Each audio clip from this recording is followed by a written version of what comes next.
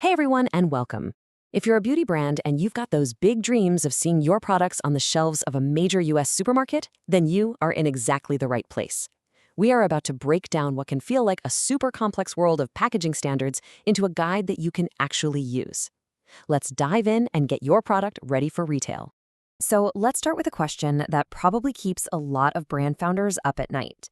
You've poured your heart and soul into creating an incredible product. You've got some buzz, you're making sales online, but why is it that so many amazing, promising brands just stumble when they get to the front door of a major retailer? And here's the thing. More often than you would ever think, it has nothing to do with the product inside. It all comes down to the package. It's that one detail that's so easy to overlook, but it can literally make or break your entire retail launch. So let's make sure we get this right. All right, first things first, you have to understand that supermarkets are a totally different ballgame. The second your product is on a physical shelf instead of a web page, the rules, the expectations, all the pressures, everything changes. And you can see the difference right here. When you're selling online directly to your customer, it's a pretty forgiving space, right? People are already looking for you. But in a supermarket, whoa, that is a high-stakes environment. You have maybe 2 seconds to grab someone's attention. Your package isn't just a pretty picture on a screen anymore. It's a real physical thing that has to survive a pretty complicated shipping journey and still look absolutely perfect on that shelf. And this is so important to understand. Those retail buyers, they're the gatekeepers, and they are looking at your package with a completely different set of eyes. They're not just thinking, is it pretty? They're asking, can I stack this? Is the label going to peel off? Can I trace it in my inventory? And for the love of everything, is this barcode going to scan perfectly every single time? It's all about efficiency and reliability. Okay, so that brings us to the regulatory side of things.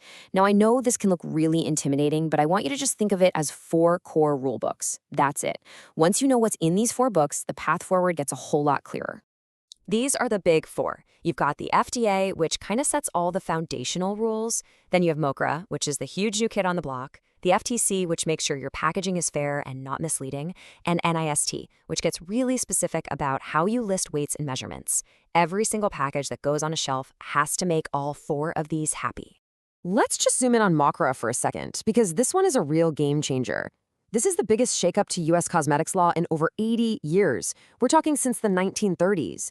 So if you're designing a package today, you have got to have MoCRA front and center in all of your plans. So what does this actually mean for the label you're designing? Well, for one, you now have to include US-based contact info, an address, a phone number, something. And that's because your package is now directly tied into a federal safety system for reporting any problems. It also means you're going to have to start listing specific fragrance allergens on the label, which is a big change for how you write out that ingredient list. Okay, so we've got the rule books. Now let's move from just theory to the real world. How do you actually design a label that follows all these rules and still looks good? Here's a super simple way to think about it. Just split your label into 2 parts. You've got the principal display panel, or PDP. That's the front. Think of it like the cover of a book. It just has to tell you 2 things. What is this, and how much is in here? That's it. Everything else, all the details, the ingredients, the warnings, your company info, that all goes on the information panel. That's your table of contents. Now the ingredient list. Oh man, this is where so many brands trip up on the simple stuff. You have to list your ingredients from the most to the least. Anything that's under 1% can go at the very end, in any order you want. And you really have to pay attention to that minimum type size. And yes, 1/16 of an inch is tiny, I know, but it's a hard and fast rule. All right, let's talk about what I like to call the operational passport for your product, the barcode. If your label gets you legally on the shelf, the barcode is what actually gets you through the retailer system and, most importantly, through that checkout scanner without any hiccups. And you cannot sleep on this, seriously. A barcode that looks totally fine on your computer screen might fail to scan up to 30% of the time in the real world if it's on a curve or the contrast is bad or it's just too small. A 30% failure rate, that is an absolute death sentence for a new product. So how do you make sure your barcode is perfect? It's actually pretty simple. Just follow these 4 steps. 1, get your number directly from the official source, GS1. Don't use a reseller. 2, put it on a flat spot with high contrast. 3, protect that white space on either side. Those are called the quiet zones, and they're crucial. And 4, never, ever, ever shrink the barcode smaller than the official minimum size. You do those 4 things, you're going to save yourself a world of pain. All right, last but definitely not least, let's talk about the words on your package. Those marketing claims you make, they aren't just marketing fluff.